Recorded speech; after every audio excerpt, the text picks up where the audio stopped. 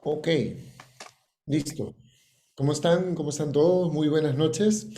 Mi nombre es Gonzalo Molina y esta noche tengo el placer de moderar la presentación del libro El bufón se rellena en el trono, verdad, posverdad y democracia. Digo el placer porque el autor de ese libro, Sebastián García Marengo, es un amigo de hace mucho tiempo, un amigo que en realidad nos conocimos en las tablas. De repente, en algún momento, él les contará también de sus inicios actorales, pero esta vez él está acá como autor de este libro. El bufón se rellena en el trono, verdad, posverdad y democracia, ha sido publicado recientemente por la editorial Tambo de Papel. Este libro nos ofrece una reflexión sobre la necesidad de la búsqueda de la verdad para la democracia, así como sobre las graves consecuencias políticas y sociales de la posverdad. Esta noche agradecemos a la librería El Virrey por permitirnos realizar esta presentación. Eh, Es importante destacar que una versión preliminar de este libro ha sido finalista de la séptima Bienal de Ensayo Premio COPE 2020 organizada por Petro Perú. El día de hoy tenemos también dos gratas compañías. Tenemos a Manuela Camacho, periodista, y tengo acá mi nota, no me voy a perder, periodista y directora del medio Dilo Fuerte Perú. Es correcto, Manuela, cierto. Muy bien. Y también a Augusto Álvarez Rodríguez, periodista también. Así que, sin más preámbulo, empezamos con Manuela Camacho, a quien le damos la palabra para que pueda compartir con nosotros su impresión sobre el libro. Gracias, Gonzalo. Muchísimas gracias a Sebastián por invitarme. Es un honor, un gusto compartir la mesa con Augusto y con ustedes esta noche. De hecho, sí, yo, ahora que hablamos de experiencias personales, yo a Sebastián lo conocí por redes sociales. Me habló sobre su libro y fue tan gentil de enviarme una copia para poder leerlo, ¿no? Y pienso que es un libro indispensable para los tiempos actuales que estamos viviendo. Qué importante sería que este libro tuviera difusión en centros educativos, en universidades, para comprender, para equiparar hechos que vemos en nuestra realidad actual, política, social, con respecto a conceptos que se narran en el libro. A mí, en mi ejercicio personal, lo que más me gustó del libro es que lo leí, bueno, en paralelo al proceso electoral que hemos vivido recientemente en el Perú, y podía extrapolar muchas de las situaciones que se describían en el libro, y muchos de los conceptos que quizás si uno los lee en duro pueden ser un poco más difíciles de entender, pero que uno se imaginaba ejemplos concretos que vivimos hoy en día, y que me parecía increíble cómo estos se iban reflejando de una manera tan casi que tangible, ¿no? Era como leer tal cual los conceptos que se leen en cada uno de los capítulos: verdad, posverdad, democracia, y poder poner ejemplos, ¿no? Creo que es muy importante, y algo que dice, de hecho, Sebastián en una de sus conclusiones, el reflexionar acerca de este tema de esta palabra, ¿no? Que ha sonado tanto en los últimos años, y que incluso él dice, la posverdad no es una moda, o no es una palabra de moda, pese a que ha sido llamada la palabra del año.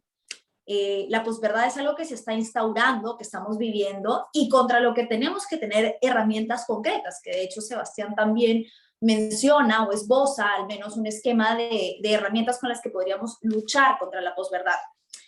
Lo vemos cuando se logra instaurar una idea, un temor, un fantasma, ejemplos que creo que a todos les pueden sonar muy cercanos en cuanto al contexto electoral que hemos vivido recientemente. Y es importante, esta parte me pareció súper interesante, porque creo que muchos tenemos, incluso yo admito, el concepto de que la posverdad era sinónimo, o quizás era relacionada directamente con la mentira, con la falsedad, con la fake news, y no. Importante entender esto, que la posverdad son los hechos opacados por las emociones. Ese concepto me parece muy importante para analizar la coyuntura electoral que estamos viviendo, situaciones concretas como, no sé, el grito de un fraude al que no se le encontraron pruebas concretas, los fantasmas que se instauraron a lo largo de campaña y que lograron mover y movilizan masas. Y actualmente, como también estamos viendo, ¿no? Mucho populismo, que son términos que también se utilizan en el libro, y de los que Sebastián habla muy concretamente. Ya para ir finalizando un poco esta primera parte de la introducción de mis impresiones del libro, me parece muy interesante encontrar relaciones entre nuestros contextos, no necesariamente latinoamericanos, ¿no? Porque se habla de Gran Bretaña, se habla de Estados Unidos, se habla de Brasil, y podemos semejar las situaciones que vivimos aquí en el Perú.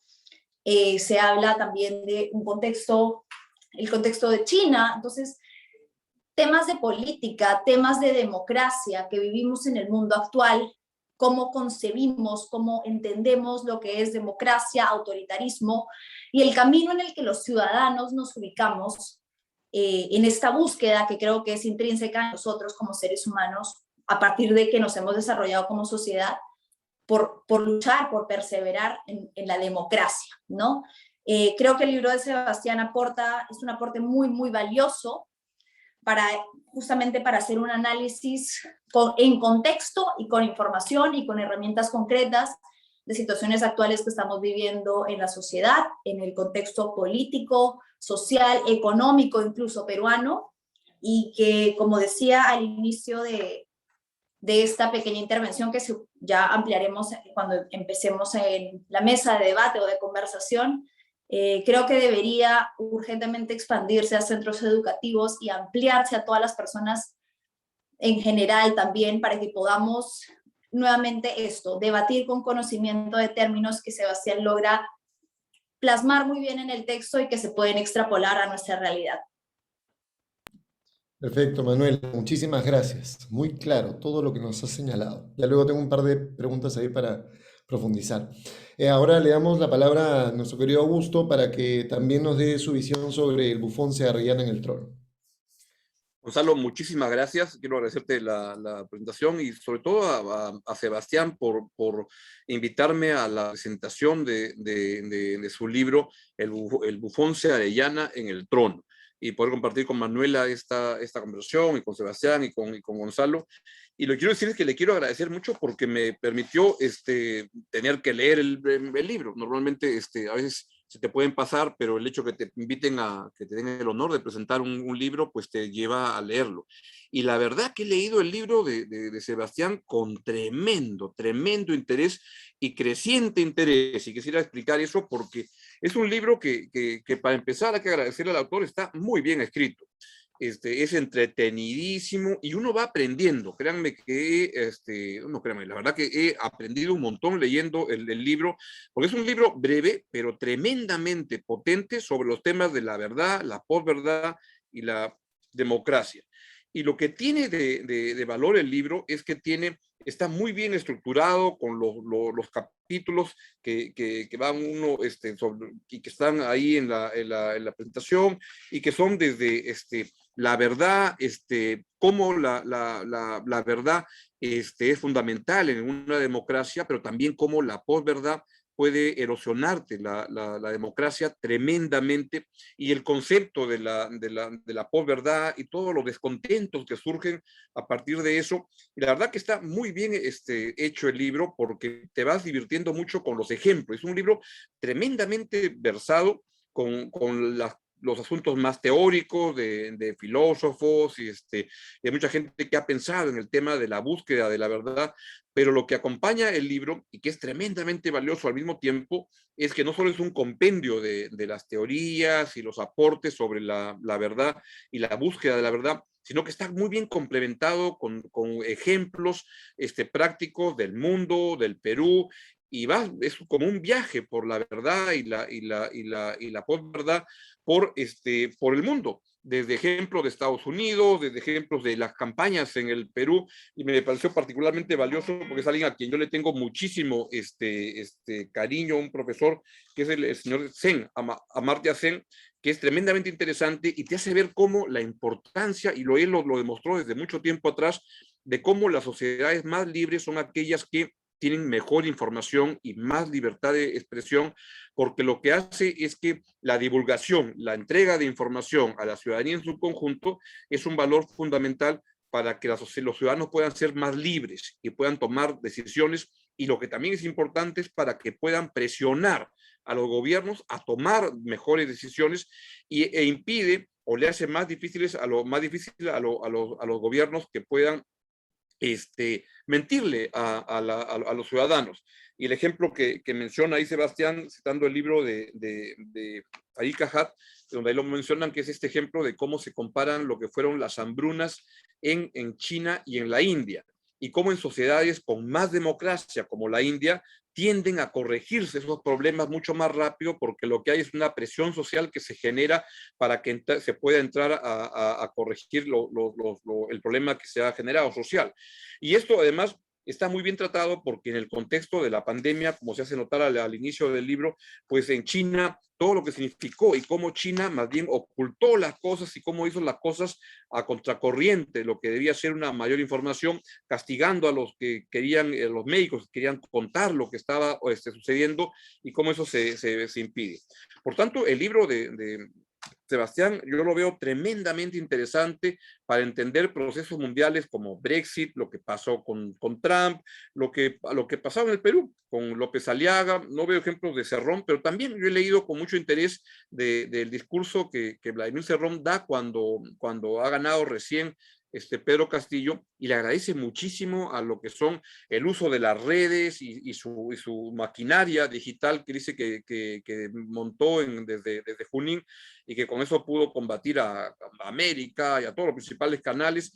Hoy en el mundo lo que ocurre es que, como se demuestra en el libro, hay un gran riesgo, y es que a más tecnología, curiosamente uno podría pensar que va a estar con más acceso a información, pero lo que se ve claramente en el libro es que a más tecnología hay el riesgo de que haya más engaño, y que por tanto aparentemente los ciudadanos gozamos de más libertad hoy en día con las redes que nos pueden informar de todo lo que querramos casi en el momento, pero hay que saber discriminar porque estamos llenos de amenazas con mentiras, con falsedades, que en muchos casos responden a una fabricación a propósito para poder confundir a los ciudadanos, a los electores en momentos en que tienen que tomar una decisión como Brexit o en una campaña electoral. Y por tanto, todo eso está muy, muy plasmado en el libro, y son temas de actualidad muy, muy grandes. O sea, en resumen, lo que les quiero decir es que, la verdad, lean, compren el libro y léanlo, porque está de lo más interesante. Es en no más de 120, 150 páginas. Van a revisar la teoría, y la verdad que Sebastián, no sé, ahora quisiera que nos cuentes cuánto tiempo le has invertido en esto, porque se ve un recorrido en términos teóricos de lo que se ha discutido en el tema, con filósofos como Hannah Arendt, y muchos que se van tocando sobre la búsqueda de la verdad, y que se aterriza con ejemplos de lo que pasa en los noticieros en Estados Unidos, de las expresiones que a veces uno ha leído por aquí, por allá, desordenadas, de momentos en los cuales el conteo de cuánta gente iba a la inauguración de Donald Trump y cómo se engañaba a la gente, pero cómo los voceros de la Casa Blanca lo asumen como ya, pues no te hagas faltas, decimos que es eso, y asume que así es, y tú vas manejando tu verdad y mi verdad. Y quisiera terminar con esto. Es algo que me parece particularmente importante en el libro, más allá de ser un libro tremendamente ameno, que te lleva, insisto, por la teoría, la práctica, ejemplos de todos lados. Estoy muy con una inquietud de saber cómo has hecho para reunir tanta información tan valiosa sobre el tema. Es esta búsqueda de la verdad. Y algo que me parece muy importante que Sebastián resalta es que hace un compromiso con la verdad, pero más que un compromiso con la verdad, que creo que es un periodista siempre debe perseguir, y que a mí me ha servido mucho en la vida, es más que la búsqueda de la verdad, es un compromiso leal, sincero, con buscar la verdad, y asumir que en el camino te puedes equivocar muchas veces, puedes errar, pero que si tú tienes un compromiso sincero con buscar la verdad, vas a ser capaz de rectificarte, encontrar que el camino que habías encontrado no era el correcto, y que de lo que me interesa en el periodismo, el fundamento del periodismo es esa curiosidad intelectual de buscar las cosas, de dudar de las cosas permanentemente, y de dudar sobre todo de las cosas que tú creías que eran así, pero de tener la capacidad de darte cuenta pues, que no eran tan así, porque surgen otros elementos que te hacen pensar que las cosas eran distintas. En resumen, es un libro, para empezar, entretenidísimo, bien escrito, se van a pasear por el mundo en términos de ejemplos de todos lados, con los fundamentos teóricos,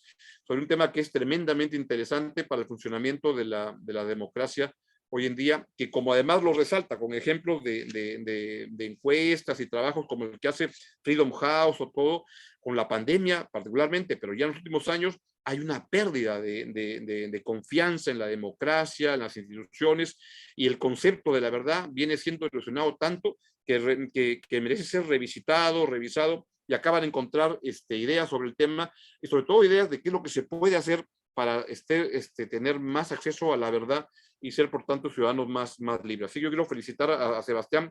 Su libro, la verdad que está estupendo, y te agradezco mucho que me hayas invitado a participar en esta reunión, porque me ha permitido leerlo con mucho interés y agrado y satisfacción. Muchas gracias. Muchísimas Muchas gracias, gracias. Augusto. Creo que la gente va a ir corriendo definitivamente, Sebastián, a comprar tu libro pronto, más rápido de lo que te imaginas. De repente ya se están yendo ahorita de frente al Virrey. Turno de Sebastián, pero a Sebastián no lo hemos presentado. Sebastián es diplomático, es licenciado en literatura por la Universidad Católica y es magíster en acción política por la Universidad Francisco de Vitoria de Madrid. Así que te damos la palabra, Sebastián, para que justamente nos cuentes de dónde nace tu interés por escribir este libro, que efectivamente es un gran aporte a estos tiempos. Muchas gracias, Gonzalo. Muchas gracias, Manuela, Augusto, por sus comentarios tan buenos, tan interesantes, elogiosos. Y bueno, les cuento que esto nace de un trabajo universitario de maestría que hice en España, que lo convertí en un ensayo que lo presenté al premio Copé, ¿no? Entonces sí, tuve oportunidad de leer a muchos autores, prepararlo. Es un libro que habla sobre los efectos de las noticias falsas y de la alianza que estas tienen con movimientos populistas y con una serie de tendencias insanas, ¿no? Que vemos en la sociedad, ¿no? Se recoge esta idea de la era de la posverdad, ¿no? De la palabra, como dijo Manuela, del año, ¿no? Que el diccionario Oxford la llamó así, el 2016, el año en que salió el Brexit, salió elegido Donald Trump, y no solamente pasó eso, es también el año en que explosiona el terraplanismo. Eso me enteré hace poco. También ese año crece la gente que cree en el año 2021 que la Tierra es plana. Es una palabra útil porque nos da a entender que ha habido un cambio, ¿no? Con respecto a la objetividad o la expectativa de objetividad. Y las causas son sistémicas, ¿no? Porque hay, por un lado, una coincidencia entre tecnologías que facilitan la difusión de lo falso, un desprestigio ideológico de lo verdadero y una difuminación de la línea entre lo que es entretenimiento e información, ¿no? Todo esto, digamos, que ha creado una serie de tendencias. Pero yo quiero hacer un paréntesis para decir que, claro, alguien puede escuchar la posverdad, ¿no? ¿Pero qué es esto? Porque entonces, ¿cuándo fue la época de la verdad? ¿No? Porque, claro, la realidad es que siempre nos hemos movido con ficciones, ¿no? Y eso un poco lo digo también en las conclusiones para matizar. Es importante también ver en eso, ¿no? Digamos, si pensamos en el antiguo Egipto o en el Tahuantinsuyo, y la idea de que los incas o los faraones eran divinos, ¿no? Estos eran falsedades que pues movían a la sociedad y seguramente ocultaban algunas atrocidades, ¿no? Y esto ni siquiera es exclusivamente humano. A mí me dio mucha curiosidad enterarme que en los años 70, la psicóloga Penny Patterson de la Universidad de Stanford le enseñó lenguaje de señas a la gorila Coco y descubrió que la gorila mentía, ¿no? Ella no podía evitarlo, no se sentía orgullosa de hacerlo, pero de hecho el engaño está en la naturaleza, ¿no? Digamos, podemos pensar en el insecto palo que se esconde entre las ramas, o los monos capuchinos, que no sé si saben, pero ellos tienen unas falsas alarmas en las que ellos pretenden que está llegando un felino grande, digamos un león, ¿no? Y hacen correr despavorido a todos los que han creído en esa alarma, ¿no? Normalmente caen los que son más propensos al miedo, digamos, ¿no? Entonces, digamos, en la naturaleza eso ya está, nos viene desde antes de ser humanos. Y en el ámbito humano, la desinformación y la propaganda son armas de guerra, ¿no? Digamos, es muy útil que el enemigo no sepa cuántos tanques tenemos, por dónde vamos a desembarcar, ¿no? O hacer una gran propaganda para que se crea que, ¿no?, nuestro enemigo es, pues, digamos, terrible, y así tener más apoyo, ¿no? Entonces, pero, ¿cuál es la diferencia, ¿no? ¿Por qué decimos que ahora hay una época de posverdad? ¿Qué es lo que ha cambiado, ¿no? Lo que vemos es que, de hecho, para empezar, vivimos en una época distinta. No, no es el antiguo Egipto, no es el Tahuantinsuyo, hay una democracia, nos movemos ahí, tenemos una serie de derechos, y esos derechos dependen de la objetividad, ¿no? Y resulta que esta arma de guerra, que es la desinformación, se ha banalizado. Es mucho más fácil acceder a ella y las consecuencias y el alcance no tienen, digamos, un nivel de comparación con el pasado. Eh, entonces, yo lo que me planteo en el primer capítulo es cómo la objetividad, como, ¿no?, un poco ha explicado Augusto, es tan importante para mantener nuestros derechos, para que haya un debate racional, ¿no? Y digamos, también tomar decisiones a futuro.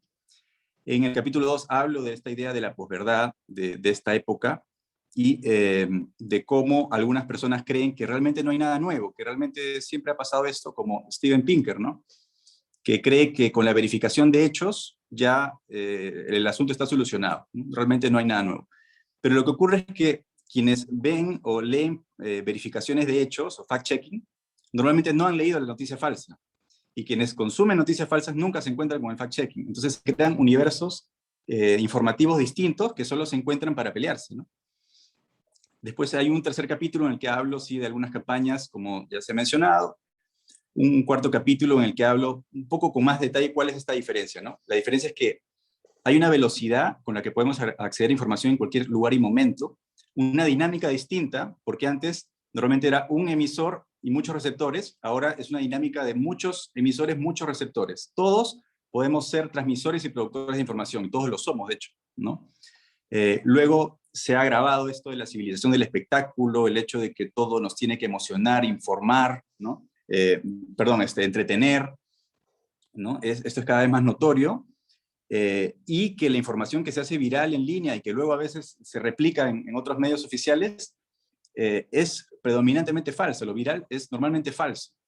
¿Y cuál es el peligro de esto? Que en la historia las falsedades han permitido sacrificios humanos, han permitido las hogueras por brujería en el medioevo, el fanatismo del holocausto nazi o las purgas comunistas, ¿no? Entonces lo que vemos es que hay un sistema que incentiva la desinformación, ¿no? Económico, por ejemplo, incentivos económicos como crear contenido falso para que una audiencia radicalizada entre a un determinado enlace y ahí obtenemos publicidad cada vez que alguien entra y hace clic, ¿no? O político, de personas que difunden falsedades para movilizar, ¿no? Generar miedo, indignación y cambiar ¿no?, el voto. O estatus, algunos líderes de opinión que lanzan desinformaciones como si fueran primicias, y así aparecen ante sus seguidores que les van a creer todo, como más importantes, más interesantes, y se puede desinformar sobre temas tan delicados como la vacuna, ¿no? Como ha pasado en el Perú.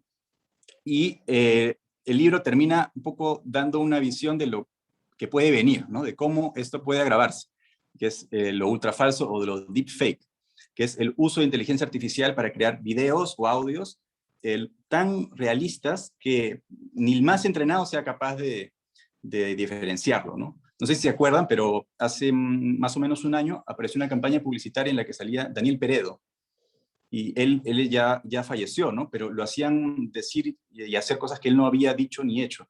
Y eso va a poder pasar, que eso está, digamos, muy interesante para el cine, ¿no?, para lo creativo, para la educación, incluso podemos poner a Miguel Grau hablando, ¿no?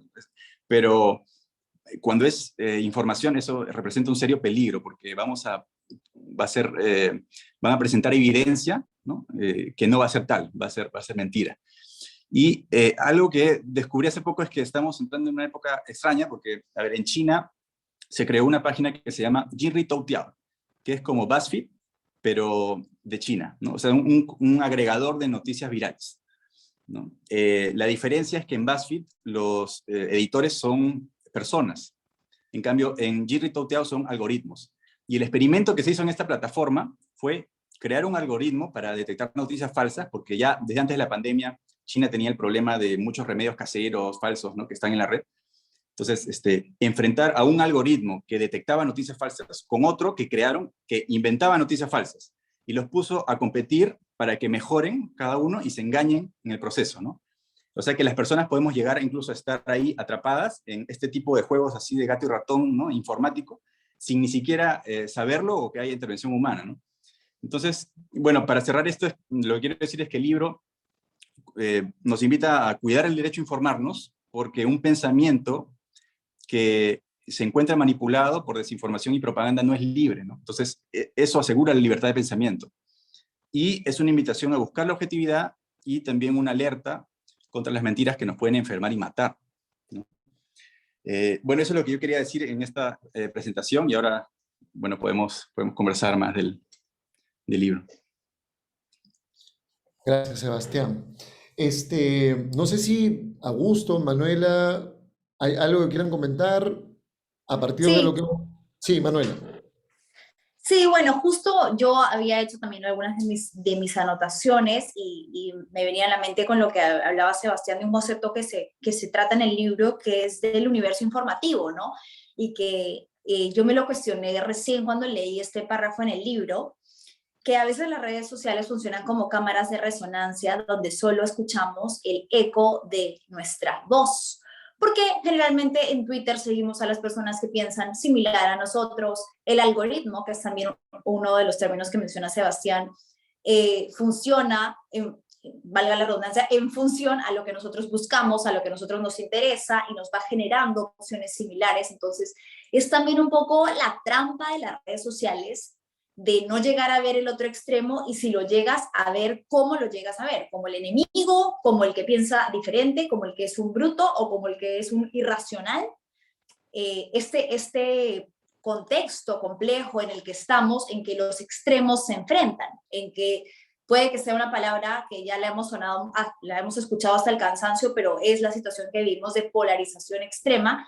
Y qué mejor representación de eso que las redes sociales, ¿no? Es un contexto donde las personas se sienten en derecho empoderadas a difundir información, no importa mucho, porque además la misma plataforma no lo exige, que sea información verificada, que tenga una fuente verificada, y esta información se difunde como pólvora. Por un lado quería hablar de eso, y por otro quería hablar sobre algo que creo que puede abrir un debate interesante. De hecho, Sebastián, en una parte del libro, me parece que en el primer capítulo, o no, perdón, en el segundo capítulo, habla sobre el ejemplo de Willax, que se vio en algunos aprietos, por así decirlos, o que fue señalado por algunas instituciones con respecto a una campaña de desinformación sobre algo que hoy en día es muy delicado, que es un asunto de salud pública, y la información que difundió sobre el uso de la vacuna Sinopharm, ¿no? Entonces, más allá de quedarme en el ejemplo de este canal en particular, sí me gustaría como poner esta pregunta sobre la mesa, ¿no? ¿Hasta qué punto la libertad de expresión, como tal y como la conocemos, no tiene límites, no puede ser regulada, no puede ser sancionada? ¿Y hasta qué punto esta libertad de expresión necesita ser regulada, controlada, o por lo menos cumplir con ciertos estándares que no atenten contra la sociedad, contra la salud pública, que no sean terrorismo informativo, etcétera, ¿no? Porque esto fue lo que se debatió mucho realmente en las redes sociales, cuando algunas personas decían, ok, mejor es que exigían, ¿no?, la cancelación de un medio informativo, de televisión, y otras personas decían, bueno, puede que yo no esté de acuerdo con lo que ese medio dice, puede ser que yo tenga una opinión absolutamente distante de lo que ese medio dice, pero no estoy de acuerdo con que exijan cerrarlo porque están amparados bajo la libertad de expresión. Entonces, ¿cómo manejamos este concepto bajo también estos marcos teóricos que hemos leído en el libro? Y no sé si alguien se anima a esbozar una respuesta de lo que es y lo que debería ser y no ser la libertad de expresión hoy en día. Yo le Sí, trasladaría, perdóname, Sebas, luego creo que sería bueno también escuchar a Augusto, a ver como director de periodista de un medio de prensa local, qué piensa sobre lo que acaba de plantearnos Manuela.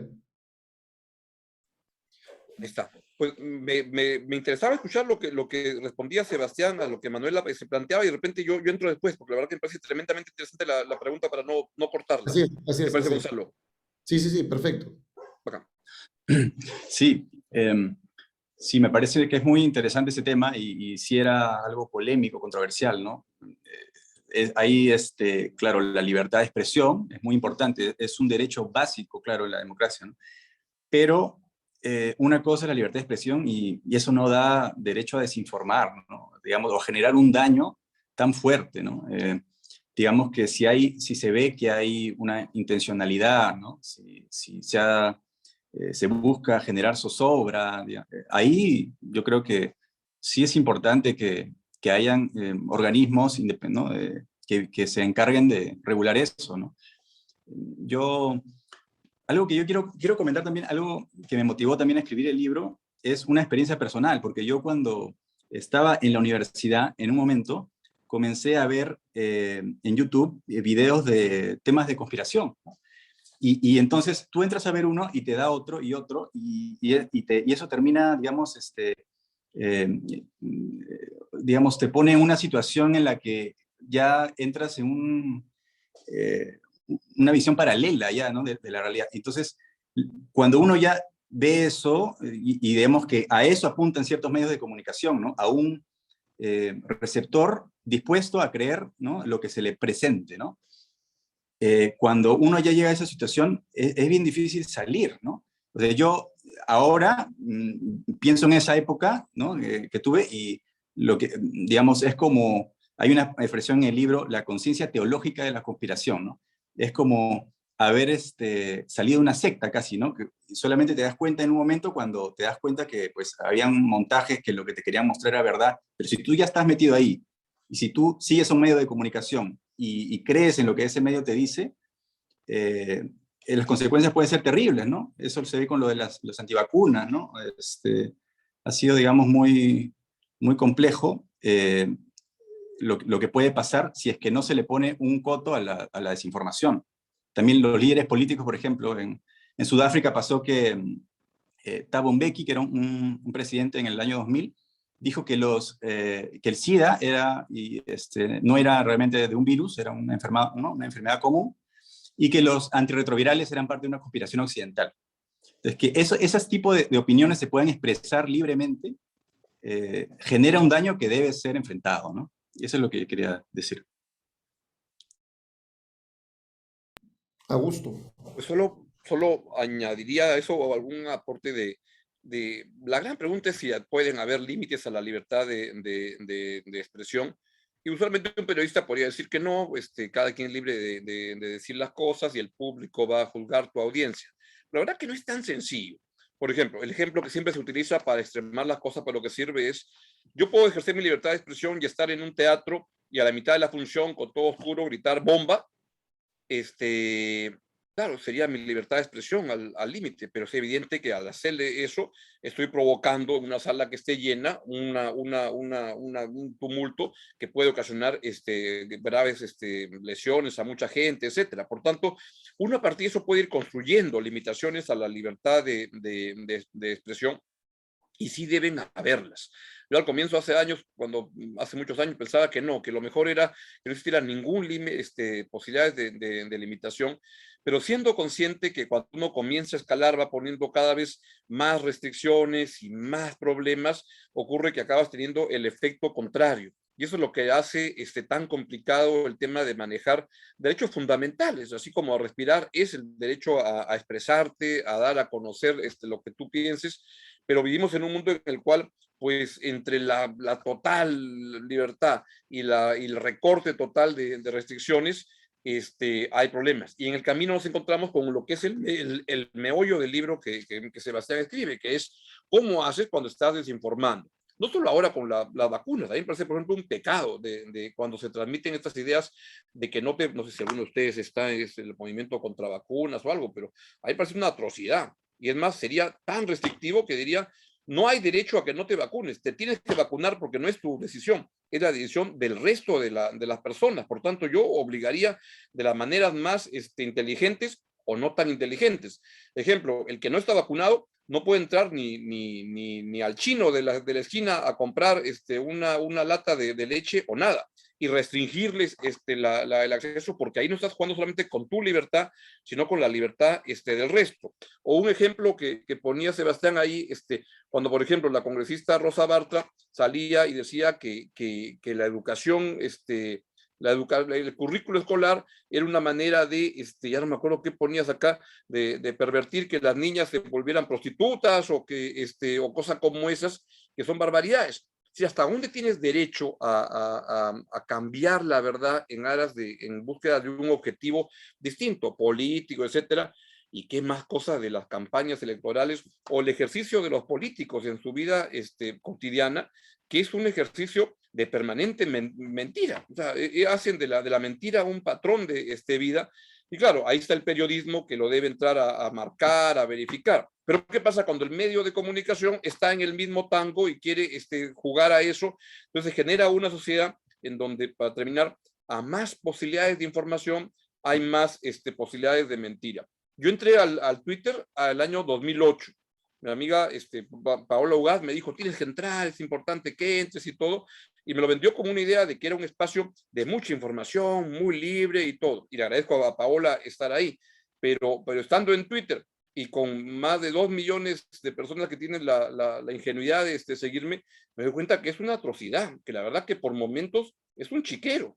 Y esto de que te llenas con la gente que piensa como tú, eso es lo único, Manuela, que puedo estar seguro es, yo pongo mi columna en la mañana y no sabes, a los 20 minutos tengo unos 50 insultos de una manera sistemática, una manera así salvaje. Antes los bloqueaba algunos, ya ahora ni me tomo el trabajo. La verdad que ya me cansé, que digan lo que quieran, pero como Humberto Eco decía, el problema de las redes es que le has dado micrófono al borracho de la cantina. Antes, tranquila, Catalina, antes tomaba el borracho, pero ahora le das micrófono para que pueda hablar y expandirse y eso. Eso genera problemas. La verdad que genera problemas porque como dicen, las redes lo que han hecho es descubrir cuánta gente tonta había. Catalina.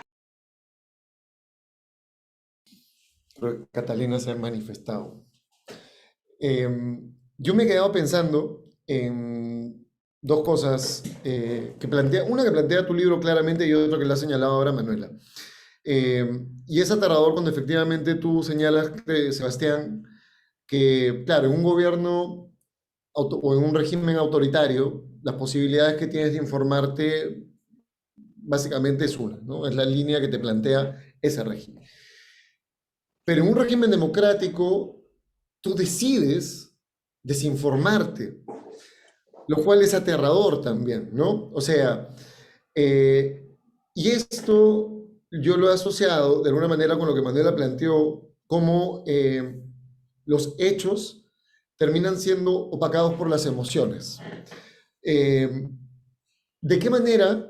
Y les planteo un poco esta pregunta, no sé si haya respuesta concreta, pero ¿cómo contrarrestar este manejo visceral que, claro, básicamente nace de los pavores? O sea, la pandemia lo que ha puesto, yo creo, sobre la mesa es justamente nuestros más profundos temores, ¿no? Como conversaba el otro día con una psicóloga, no es que tal o cual o tú no fueses así, no es que la pandemia te ha cambiado, es que la pandemia lo que ha logrado es que estos pavores o estos temores afloren de una manera mucho más rápida, evidente. ¿Hay manera de contrarrestar la posverdad? ¿Hay manera de ponerle ciertos límites o no? Para ustedes, como autor y como periodistas. Sí, yo creo que es tan efectiva, ¿no? La posverdad, o sea, las campañas de desinformación, porque apelan a emociones primitivas, ¿no? Apelan a nuestro miedo, a la indignación, que eso es lo que nos mueve inmediatamente, ¿no? Justamente por eso, ¿no? Ahora, ¿cómo combatirlo? Es difícil, pero una forma es la educación, comenzar desde la persona, ¿no? De los muy chiquitos, que sepan diferenciar ellos cuando se les está engañando o desinformando, con qué fin. Algo que también podemos empezar a entender es por qué nos aparecen anuncios específicamente a nosotros, ¿no? ¿Por qué están orientados específicamente a nosotros? ¿Qué datos están usando nuestros para, ¿no? Hacer un aviso específico que funcione? Si lo que estamos viendo realmente es popular o está siendo amplificado artificialmente. Saber reconocer esas cosas, saber reconocer fotomontajes, ese tipo de habilidades, ¿no? de educación, creo que son básicas, ¿no? Hay un colectivo ahora aquí que se llama A mí no me la hacen, que está enseñando este tipo de cosas, y ese es un camino. El otro es también desde el periodismo, no solamente informando adecuadamente, sino también enseñándole a la gente cómo hacen para verificar las noticias, ¿no? Que la gente aprenda a hacer eso, porque ahora todos tenemos que ser un poco periodistas, todos tenemos que tener cuidado con lo que consumimos, ¿no? La información que vemos. Y la gente tiene que ser capaz de darse cuenta de la información que sopesada de un periodista, ¿no? Serio, que ve sus fuentes, con la información sin ningún autor que está por ahí, ¿no? Dando vueltas, que nos quiere asustar, ¿no? Esas son algunas formas, ¿no? Me parece. Gracias, Sebas. Manuela. Sí, de hecho, bueno, justo después de leer todo el libro yo dije, miércoles, y ahora, o sea, esto pasa, ya se está instaurando, pero ¿qué hacemos?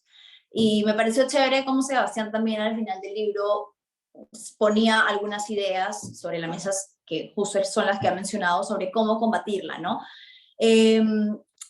Primero voy a ir un poco al plano teórico y después al personal. Creo que sí, teóricamente, como menciona Sebastián, es muy importante que desde la educación empecemos a crear herramientas para que seamos ciudadanos que cuestionen, que tengamos esa habilidad que quizás a generaciones anteriores, como la mía, o no sé, o quizás más incluso, no se nos ha infundado mucho esa necesidad de cuestionar, de decir, pero esto, ¿de dónde viene, de dónde parte? Y no solo creer, ¿no? Hay algunos mecanismos concretos, ¿no? Como aprender a reconocer las fake news o las noticias que no son verídicas, la información que no es verídica.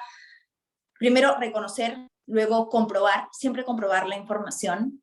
Es importante no digerir algo como lo recibí y lo dijeron y lo asumo como verdad absoluta, sino lo cuestiono, esta palabra que creo que es importante en este concepto, en este contexto, perdón, y evaluar la calidad de la fuente, ¿no? Si me la está pasando mi tía Pepita, que ya sé que todo el día me pasa noticias de WhatsApp que le llegan de su grupo de oración, entonces yo cuestiono la fuente de mi tía Pepita y de dónde le está llegando esta información.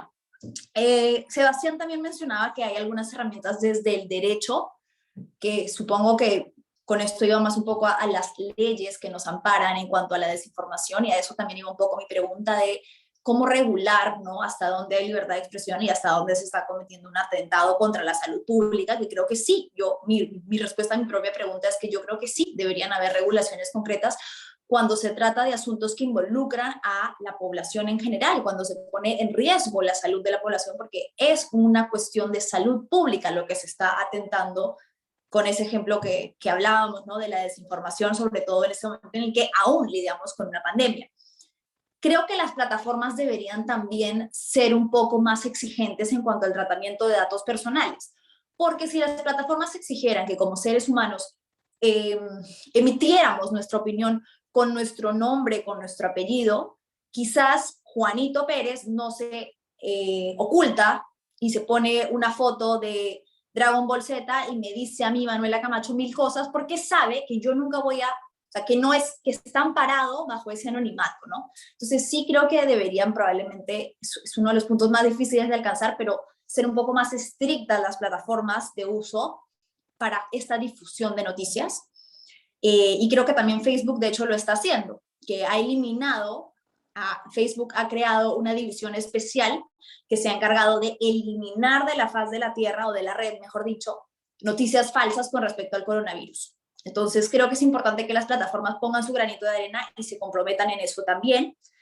Y desde el lado del periodismo sí creo que es esencial que seamos una herramienta ciudadana también, porque lastimosamente el periodismo este año, y bueno, ya venía pasando, pero creo que este año muchas personas tienen una percepción de que ha perdido objetividad, credibilidad, algunos medios, pero en general el periodismo, y es lamentable, ¿no? Yo también siento ese golpe directo y digo, creo que a nosotros nos toca redimirnos como periodistas y realmente ser eso, o sea, ser una herramienta confiable en la que la gente pueda decir, no estoy segura si esto es cierto, voy a consultar en este medio, y que sepas que ese medio va a ser verídico y que va a verificar, porque lo que a mí me ha pasado muchas veces últimamente desde el lado ciudadano con los medios es que también siento que nuevamente medios en los que confiábamos han caído en la posverdad.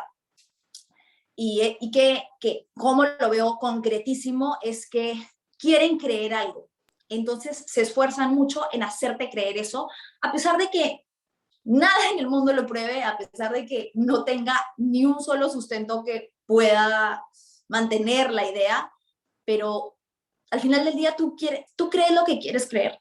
Y ese es el problema, digamos, ya llevándolo al plano más personal, eh, con el que, por ejemplo, yo creo que muchos nos salimos de grupos de WhatsApp o nos molestábamos porque decíamos, ¿cómo puede ser que una persona que yo conozco que es cuerda, pensante, educada, letrada, está creyendo esto? No lo puedo creer. Y finalmente, también por un tema de salud mental, un poco como que ya no pelearse al final ya, porque ya era como, no puedo más.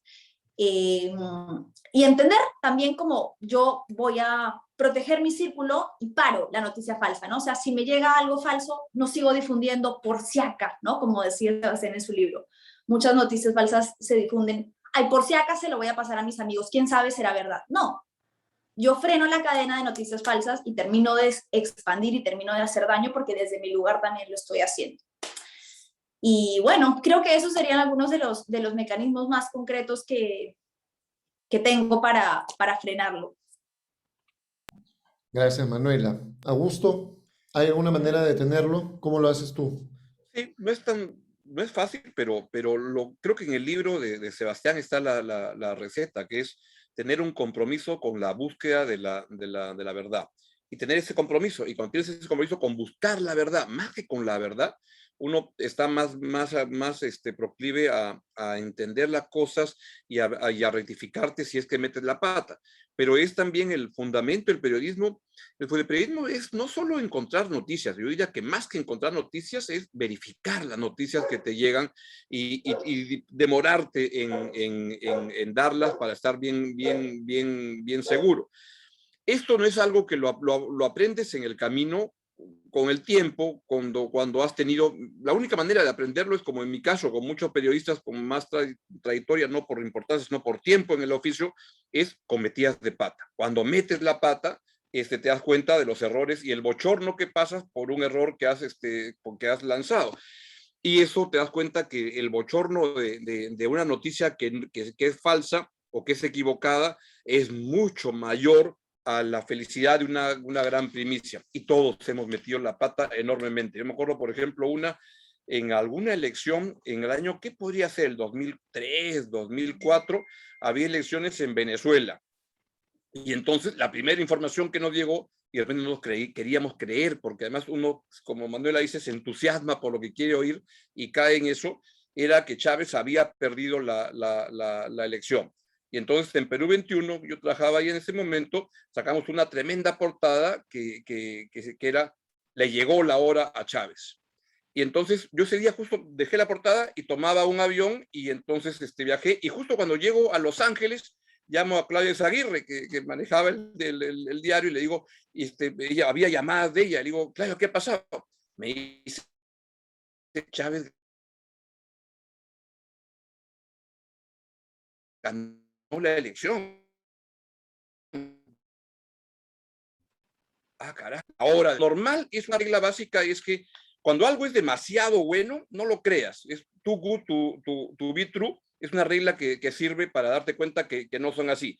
Por ejemplo, la semana pasada mi hijo volvía de Barcelona y nos manda una foto en el chat familiar donde está en el avión y está abrazado así con Neymar y con Messi. Y yo le digo, Paso, Sebastián, qué buena foto, ¿qué pasó? Porque está viajando en primera, porque ¿cómo lo has encontrado? Y mi hija me dice, no, papá, es mentira, no te das cuenta que uno puede armar esa polera, era perfecta. O en el libro de Sebastián hay un ejemplo de esto de los deep fakes, ¿no? Si le llamas, donde sale que hicieron un video de Scarlett Johansson teniendo sexo y que era como yo no he visto el video, pero da cuenta que mucha gente lo vio y que podía simular la cara de la persona. Entonces, cuando algo dices, esta noticia, no, es muy fuerte, ¿no? De una primicia para ser verdad. Pero también puede meter la pata cuando te encuentras que, por ejemplo, el premier Guido Bellido le dice a una colega del Parlamento, solo falta que te violen. Tú dices, no puede ser eso. Pero no, también puede ser verdad. Las cosas que ocurren a veces también suceden cosas en el Perú y en el mundo que pueden parecer muy locas y ocurren. Por tanto, creo que lo mejor es estar con los ojos bien abiertos, dudar de las cosas y no olvidarte que el ejercicio del periodismo es que obtener información es importante, pero más importante es verificar y demorarte en dar la información si es que te cabe alguna duda de que pueda ser cierto. Y si es que mete la pata, rectifica al toque, que es además la mejor manera de construir confianza con tus lectores, con tus oyentes, televidentes, internautas, no sé cómo le llaman, redes, etcétera. Muchísimas gracias, Augusto. Creo que da para que sigamos conversando largas horas sobre el tema, Sebastián. No sé si hay algo más que tú nos quieras agregar para poder ir ya cerrando esta magnífica presentación que hemos tenido esta noche. Sí, yo les quiero agradecer muchísimo por este tiempo que se han dado, por sus comentarios, que se ve que se han interesado por el libro, les agradezco por eso, y bueno, yo creo que hemos estado aquí muy bien acompañados porque hemos estado con periodistas que efectivamente considero que hacen la chamba, ¿no? Hacen la búsqueda de ver qué cosa es la realidad, ¿no? Para informar a los demás, ¿no? Y bueno, con Gonzalo también, que desde el teatro, pues la ficción también nos pone un espejo, ¿no? De cosas que no queremos ver, ¿no? Así que, bueno, yo les agradezco y ya aquí estamos esperamos para futuros libros y para seguir conversando. Pero nunca confíes del periodista, nunca te confíes del todo, Sebastián, ¿eh? Ya que ibas a decir que nunca te confíes de un actor. Tampoco. También. Igual. Es interesante, porque yo creo que el teatro, por ejemplo, es un buen espacio de búsqueda de verdad, al contrario de lo que todo el mundo cree. Creo que porque siempre la gente cree que el teatro es un espacio de la mentira, pero no, creo que es un espacio de verdad. Así que desde ahí también se puede contrarrestar esta posverdad. ¿Qué más dará que tratar de demostrarte que el personaje que tienes es verdadero? Totalmente. Claro. Así es. Esa es parte del trabajo. De verdad ha sido un placer estar acá entre amigos, gente querida y gente que admiro también. Vayan de verdad a comprar corriendo al Virrey este libro, El bufón se arrellana en el trono, verdad, posverdad y democracia. Es un librazo, porque de verdad has hecho un gran trabajo, Sebastián, porque has logrado condensar. Es como un mosto, como ¿no? Un concentrado de información y creo que vale la pena de verdad porque uno lo lee rápidamente. Así que muchísimas gracias a ustedes. Pueden seguir a Sebastián también en las redes sociales para que puedan obtener más información sobre el libro. Y nuevamente muchísimas gracias a Librería El Virrey y a todas las personas que nos han acompañado esta noche durante la transmisión. Gracias nuevamente a Augusto, gracias Manuela, gracias Sebastián y ya nos estamos viendo en una próxima oportunidad. Gracias. Muchas gracias. A todos. Gracias. A ustedes. Gracias.